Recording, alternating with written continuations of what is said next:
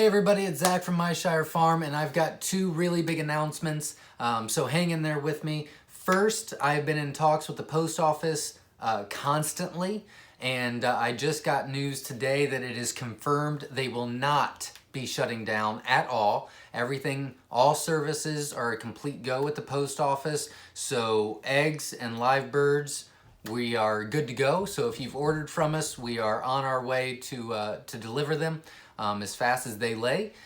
So that is wonderful news. And then the second part is a lot of other people are not working right now, and there's a lot of uncertainty in the world, and there's a lot of fear going on, and speculation and rumors. And I've been listening to a lot of the news, and I've been watching a lot of the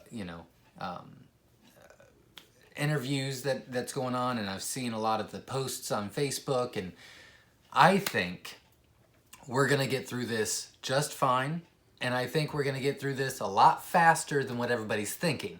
However, I'm a little concerned on how we're going to get there. So what I would like to challenge you to do, and I'm challenging myself as well as I'm challenging my family, but I want to do a 7-day challenge of kindness.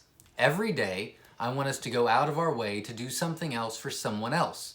I want us to be selfless. And I think that if we do this, we'll come out on the other side better than what we came into this crisis. So it could be as simple as calling an elderly family member and just talking to them for a couple minutes. It could be as big as calling the local VA or the local retirement home and asking them if you can do anything for them, because they're in a complete shutdown. It could be calling a neighbor that you know is in the restaurant industry, or something of that nature, and just giving an ear for a couple minutes. It could be posting an inspirational post on your Facebook page, whatever the case may be. But I think that if we can all come together and unite and just do one thing of kindness a day, I think it'll uplift our mood, it'll improve our spirits, and I think we'll do better because of it.